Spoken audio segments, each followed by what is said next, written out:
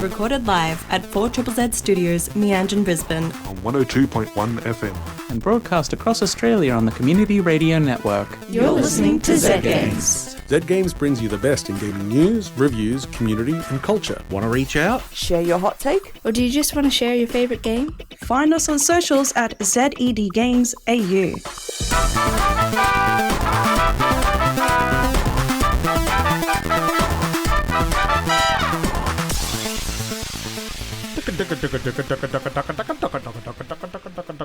Welcome, friends of all designs. This is ZED Games. I'm your host, Paul, and joining me tonight are my good friends, Rani. Hello.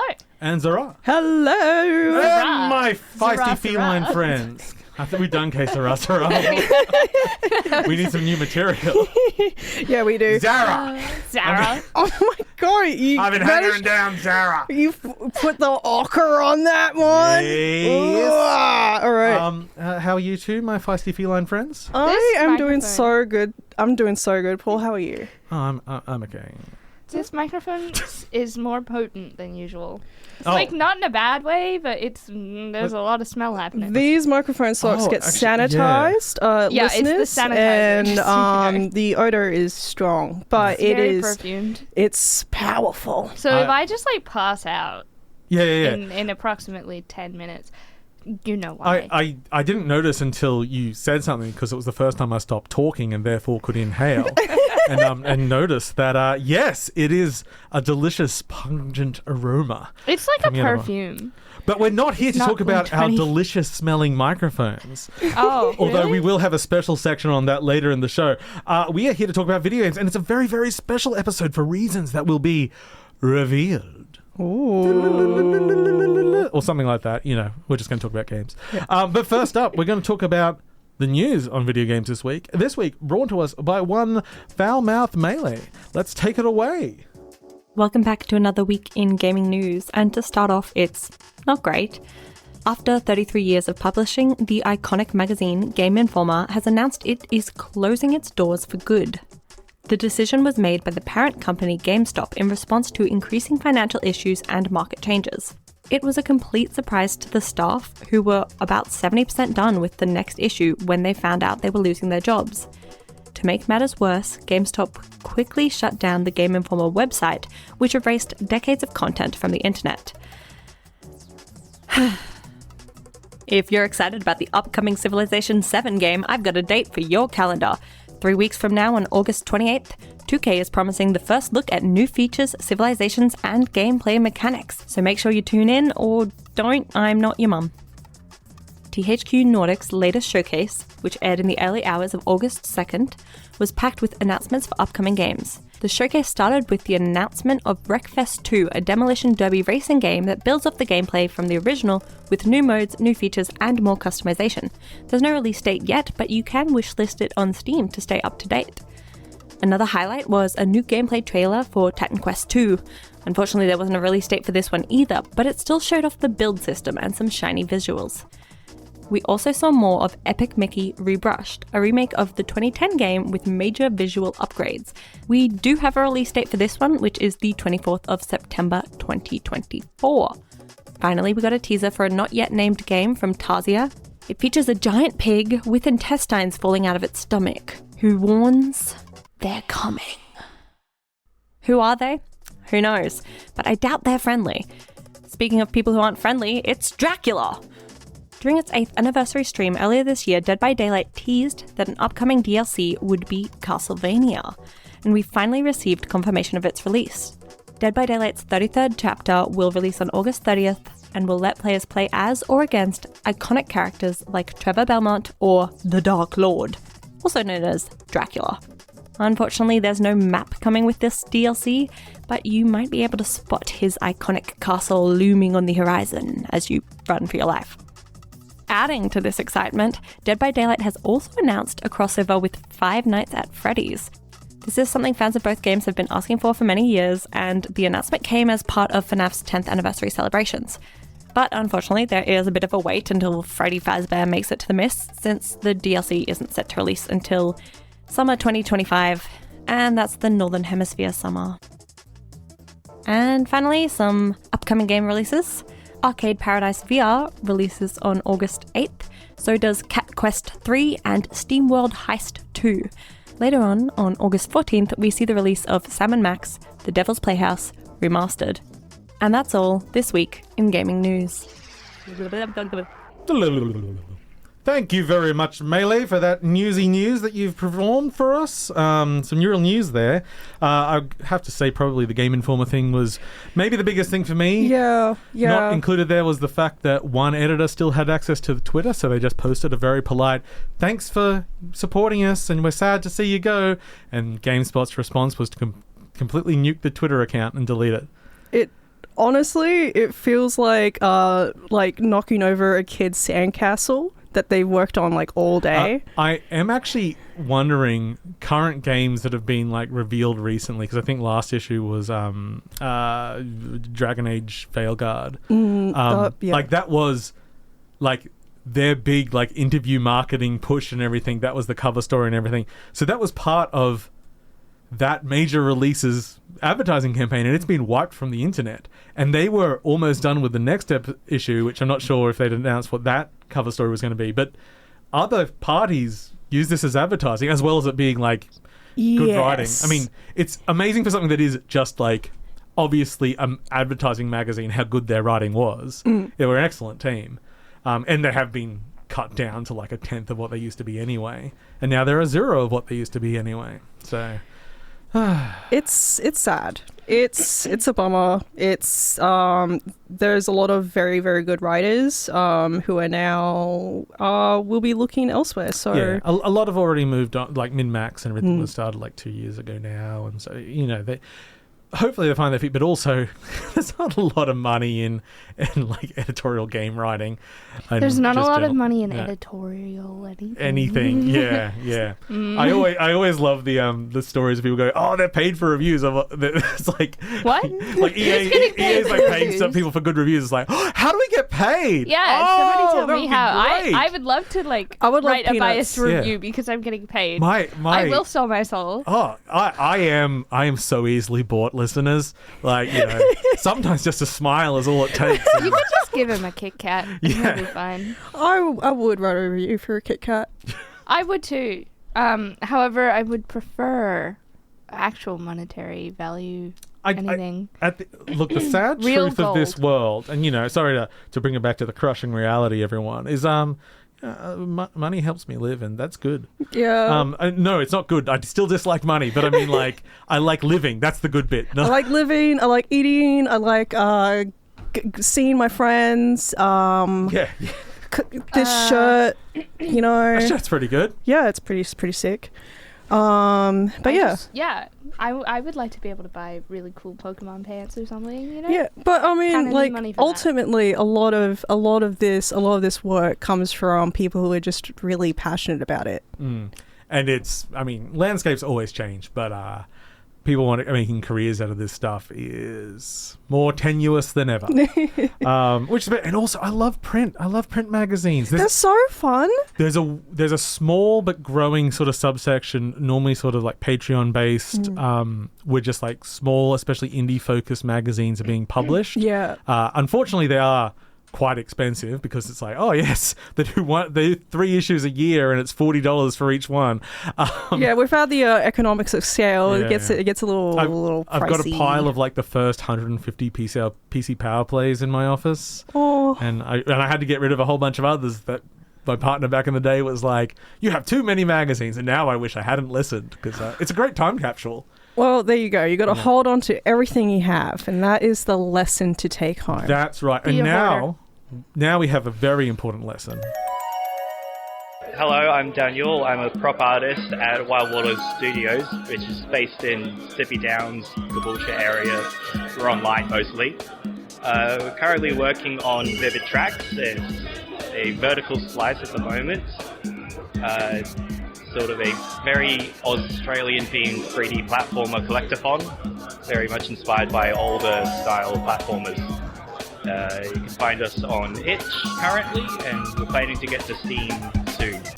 This is ZED Games. I'm Paul. Joining me are my good friends Rani and Zahra. Hello. And now we're bringing into our special event of the evening. Now, we need to do a little bit of housekeeping first. Now, this is going to be primarily Rani and my thing going on here. So, Sorry, Zahra. So, Zahra, I've got something to distract you. Oh my god! They're Sonic stickers. Okay. And they're shiny. Yeah. Paul got Put 'em me in the light, put 'em in the light, holographic put 'em in the light. Sonic the Hedgehog stickers. That'll keep you occupied. Yeah, alright, I'm happy. Rani and I get serious. So, a few weeks ago now, Rani on our Discord said, "Oh, is anyone else going to review Gluck?" And I said, "That's not a video game. Obviously, this is an autocorrect. You must mean Richard Hogg's upcoming game, Flock." Which came out, within days of Gluck coming out? So here's a review for Gluck. Oh no! There we go. What does Gluck sound like? Duck. In other words. Gluck! Ooh, Gluck. The children yearn for the mines. That was a review of Gluck! Yeah, baby! Give it to me, yeah. What a very cool game. Available at all good retailers that are on the internet. Yeah, definitely digitally. So I've been reviewing for 5 years. Here's another game! Except it's still Gluck. We're doing it again! Because that review was inadequate. And Rani's trying to fill it out more. Yeah! Yay! I wouldn't call it inadequate. Yeah, I faded out a little bit quick. No, we're inadequate, not Rani in particular. Yeah. Yeah, Thank okay. you. Thank you. Yeah, thank you. For setting the record straight. All right, Yeah. Gluck. Okay, the actually how my review starts. What is the Gluck? children yearn for the mines. Gluck is a short adventure game that advances the story. Well, I ripped this from the Steam. While digging in the mine, use pickaxes and conveyors to cash in the ore you extract and somehow survive in the underground life of the mine. Yes, I yearn for the mine. Okay, so basically, you. Me? Yes, you. Alright, I'm happy. Are a mochi maker, and your town's water supply is drying up because of the mining happening nearby. You decide to pose as a rookie miner. You literally put on a hard hat with a light, and you just walk into the mine, and you go, "I'm the new guy." Yeah, and you're 8 years old. I don't really know how old you are, It's but just a yeah, minor they're joke. like We're this. moving on. They're like, you know, yeah, they look like children. Anyway, you pose as a rookie miner to get to the bottom of the issue. You walk in and you go, "I'm the new guy," and everybody goes, "We weren't hiring." And then you get on the phone with the person in charge and you go, "I'm the new guy," and he goes, "Yeah, where have you been?" And you're like, "Okay, I guess there must be some other new guy." More Anyway. children for the mines. The children yearn for the mines. They really do. You have to dig through the mine to restore the water. But the mines are a dangerous place. And all you have is a helmet, a battery-powered light, and your pickaxe. Who gave you a pickaxe? You can keep the ore you mine, though. So you shouldn't expect to get paid, though. That's not how this operation works. But do build rapport with your sassy co-workers in the canteen. Only do that after you've correctly sorted through all of the ore you collected that day. Gluck is available on Steam, but a warning to English players, English is not supported on Steam at the moment, even though the whole store page is in English. That's what confused me when Rani said Gluck, because I found it and it wasn't in English. I've been playing it on my Switch. And either there's English on the Switch, or after years and years of watching anime, yes, I am a weeb, I magically understand Japanese so both. perfectly that it looks like English. It just transforms. Yeah, before it's your like, you know eyes. how with the TARDIS, it like translates I was thinking like things looking for at the you. code in the Matrix and it's like woman in red dress. Yeah, you a know, bad it just sequel, like you know, magically you see makes everything. sense. Anyway, we're going back to the mines because I yearn for them. All right. As all children do. And I am a child. Where I lost my place. That's okay. Okay, back to the mines. When you're in the mines, you have to swing your trusty pickaxe at the blocks of rock. Who would have thought? That makes sense, right? Move your cursor to where you want to swing, and in time, and then you have to time it right so that you don't accidentally impale yourself. Don't worry, there's no blood. It's fine. When you run out of energy, your coworker will come and tell you to take the rest of the day off and meet you in the canteen for some refueling time. I think my favorite thing about this game is how sassy the dialogue is. So from the moment you start, the game and its characters are hitting you with like endless wit. The tutorial is like you've turned up to a outdoor cinema, and they're just like walking you through. They're like, "This is a video game." You're, okay. I'm here for it, but it was a little bit weirded out. Anyway, for those fans of Undertale, though, I think you'll kind of understand what I'm talking about when I talk about how if you sort of are messing up in the game will tell you that you're doing it. There's a level of meta dialogue underpinning some of your dialogue options, but none of your choices can really damage the plot too much, and they do warn you about this in the tutorial. They're like, say whatever you want. So feel free to be as sassy, kind, brutal, or indifferent as you wish. Gluck isn't anything fancy. It's a side-scroller in the mines. What were you expecting? The ore collection mechanic is a little tricky to get perfect at first, but my gremlin mind really enjoyed just trying to like fling copper ore into the correct level instead of calmly carrying it across the screen with the magnet like you're meant to.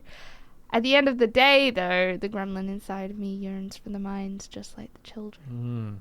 I'd recommend Gluck on Switch, and if you can read hiragana or katakana, give the PC version a go. It's pretty fine to grind through the days, if that's your thing. I don't know. Sorry, I wasn't prepared. No, you weren't. Let's just fade out the out of review again. Yeah. No, it's actually interesting you saying like the dialogue is really good because obviously. Are you trying to look it up on the Steam page? Oh, well, I'm trying to see because the Steam version was self-published, and the Switch version is Waku Waku Game. So I assume they had a translator on there who did a good job, or maybe the original. Some of the dev is just like a really good writer in English as well. Some of the translations are a bit odd. But that can be nice. Yeah. I like an it's odd fun. translation. It adds to it, I think. Cool. I think I got it on sale on the Nintendo eShop as a pre-order as well. And I think I paid like $6 for it. Nice. Yeah. It looked how long about do you say it was? Did I miss that? I didn't say. I don't think it's very long. You can like churn through the days pretty quickly. I've been so bad with getting times at the moment because my 4-year-old has discovered video games. Yeah. And so I'll like I put in like 20 something hours into Animal World, but my time's like 35 hours because he just like grabs it and jumps. Yeah. Anyway, enough of my breeding. It's not interesting. It's only short, right? Like it's a short adventure game. I think it's probably a couple of hours. Yeah. I didn't get through all of it because PhD and ADHD. Yeah. Before we get onto the other half of our autocorrect special. Hey, I'm Emily. I am a 3D artist and animator at Little Elephant Studios. We are a remote studio based in Queensland. We're currently working on a game named Ribbit, which is a 3D platformer where you're a silly little frog trying to escape an evil French chef in a kitchen environment. You can find us on Instagram, Twitter, and Discord at Little Elephant Studios. And you can also find us on our website, littleelephant.studio. This is ZED Games. I'm your host, Paul, and joining me are my good friends Zahra and Rani. Yeah. Don't you dare ever call me that ever again. Rainy. Oh, it's a rainy day. It changes as good as a holiday. I guess it's a rainy day. It was. Well, I mean, there was some precipitation. It was pretty rainy when I got to work this morning. Oh, okay. Well, everyone loves the weather, but part 2 of our autocorrect special. Whee! Another game that rhymes with Gluck. Hey! Well, it doesn't quite exactly rhyme. This is flock. It's close. Yeah, it's autocorrect close. This is the game I thought Rani wanted to play. This is Richard Hogg's new game, working with Hollow Ponds, who previously have made a few games, starting with Burbs. These are beautiful words. Good words. Okay, maybe. Anyway, Richard Hogg, game-wise, is most famous for Ho Ho Con, Hohokum. Yes, Hohokum. Another fun word to say. Hohokum. It is and that was a game on Vita, but then also a few other platforms. The PS Vita. Yeah. Where Bring you were it very back. colourful rainbow snake. If anybody going... has one that they want to give me, I'll take a PS Vita. You can borrow Wait, mine, you- but I still you use can- it regularly. No, I You can. want You can. Oh, sorry. The Vita was amazing. Anyway, so Sorry. Flock. Flock was announced, and I was kind of interested because it looks very pretty. Richard Hogg loves colour, very pretty. and he loves sort of blobby animals that are not quite a natural shape that you'll expect.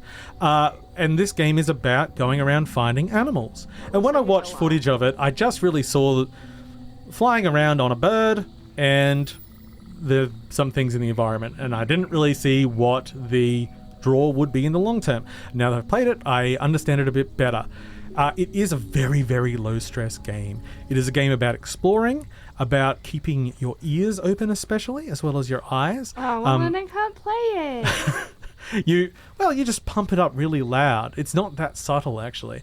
I've plugged in my Steam Deck to the board for this review, and Zahra is just having a little bit of a play at the moment, and I've put the sounds in because you get this whole soundscape, and that will cue you in, especially when you're looking for more obscure animals. And something's being found now. So yeah, most of the basic things, you just find a new animal, you observe it, you have to put it in your catalog, and then as long as you have a whistle, because everything has a specific whistle, you can then collect that, put it in your flock, because you have a whole flock of colourful animals that go behind you, as well as some sheep, which are important in the game. Flying sheep, of course. Well, it's also a flock of sheep. It's a flock of sheep and a flock of all gerbles and gribbles and schlibs and all sorts of funky things. But as the game goes on, finding those ends of the animal trees and everything, that's where it becomes more interesting, because you'll, as I say, hear a noise and you'll work, hey, wait, something's actually disguised over here as a fruit or something like that. Flying around is very relaxing, but they've got lots of things around the environment that let you go really, really fast. So even though the world is quite big, if you fly normally, you just can get anywhere in a couple of seconds, really, if you know what you're doing. And it feels really nice. And much like Journey, that's what you need in a game where you're just moving around a lot. Feels good to fly. You can't control your vertical axes. The bird you're flying does that by itself. But that actually comes out quite nice, because you'll find like bursts that shoot you up in the air and you get a big viewpoint. It just feels lovely. And unfortunately, one of the big draws of the game I could not play because I didn't have anyone else that had the game. It's a co-op game. Oh. And what does co-op add from everything I've seen? Nothing. It adds a friend. And because it's a chill out game where you're exploring and you're like, hey, I just found this over here, why don't you come? Like, that is naturally just a nice chill thing to do. So what you're saying is I could get this and we could just hang out in Discord. Yeah. Yeah. Yeah. That sounds So perfect. that sort of thing. It's also on PlayStation, and the thing, even though it's like a simple color game, and I've tuned it sort of running quite well on the Steam Deck, I actually do think it works better with a higher spec machine. Yep. Because even though it looks simple, there's so many layers of foliage there's and so different many shaders. I'm shades. like, look Yeah, at it. it's really actually quite complex Look what's at it, going I say on. radio. Look it up. Look at it. It is a very beautiful game with like these really kind of colorful, sort of gem-like colors, like tones, gem tones. You know what it That's I'm reminds me looking of? for. Almost Steven Palatine. Universe, right? Yeah, I can see it, especially if you're the humanoid character designs. Yeah. Like, I'm currently on my bird, I've got like a big, like 40-gallon hat or whatever they call them. And I really like this galaxy some fish swag. thing that you have. Oh, yeah. Oh, let's not talk about him. I also, like, all the sheep you get, you can name. And I like to give them quite formal names. Oh, and like, they all have different, like, ears. Yeah. I've got Romulus and Gilbert. Oh my god, Gilbert is iconic. Gilbert's a powerful name. And Yeah. if you discover a new species, because it's a world where people know these things, so most things are already named, but a whole bunch of people will just give you their ideas for what you should call it, and you get to pick. And I give them the worst names because I'm a monster. But yeah, it's just really relaxing. And that soundscape, I'm actually really happy I put it in with the headphones of this because it's made me quite relaxed through this review. It's just great, and you'll just be zooming along really fast. You'll just hear a new squeak, just stop, and you look around, and something will like dart underground. You go, what? you stop and you absorb the landscape, and they all have different behaviors. And yeah, what do you see, Rani? It's long and it's pink. They're fish. The fish. They're long and they're pink. They're running away from me. Why would they Come not back. run away from you? I should turn down that sound now. Yeah. I don't listen to Flock anymore. But yes, it is it's quite a lovely game. I highly recommend it if you want a chill time and not an overly challenging time. It's coming. In just a few days, our annual subscriber drive, Radiothon, will be upon us. This is a 10-day fundraiser where we ask for your support to continue the work done at 4ZZZ, celebrating difference, not homogeneity. And well, community sounds different. From the 9th to the 18th of August, you can subscribe to win stacked prizes from our wonderful sponsors, like the Triffid, Brisbane Festival, Downs Shoes, 5-Star Cinemas, and heaps more. Get ready to subscribe and keep listening to 4ZZZ for more info. What a wonderful night we're having. And we have another wonderful night coming up on the near horizon. In 7 days? In 7 days. If you are listening live here in Brisbane. If you are in the Brisbane area, 15th of August is probably important to you. At 6 p.m. at the Lost Souls space next to Netherworld, we will be hosting a local dev night, and we will be featuring games such as Frog Rain by Arkenpixel, Servonauts by Max Art Games, Max Mustard by Toast Interactive, Slumbering Woods by Chunky Quail, Key Fairy by Owl Machine, Halloween Harry by Red Sprite Studios, Vivid Tracks by Wild Waddle, and Slime Time by David Williams. We will be set up in the karaoke rooms. We've got games. I'm so excited. We've got. I love a slime time. We've got. We've also got like. Oh my gosh, I almost forgot. We also got Welcome to Hell by Howdy Games. I thought Welcome to Hell was going to be Sorry, there. I I got scrolled. excited. This We've list got is some so. non-videoed games as well. Yes, this list is so long that I scrolled right past it. But Actually, we got. Welcome to Hell is just me giving you a pitch about doing a PhD. Yes. And after that, you can play this fantastic card game that displayed at the Queensland Games Festival. Also just me telling people about video games from before they were born. On length. You will actually have a room for yourself to do that. It's called your rant room. Do y'all all know about Ecstatica 2? No, tell us more, Paul. Not today. I've got a whole episode dedicated to it coming up. But yeah, it's going to be an absolute packed night. We did a similar event with Netherworld last year, and that was a lot of fun. It was a ton of fun. And if you're needing something to do, then just come on down. I think we all need a little bit of fun. I love something to do.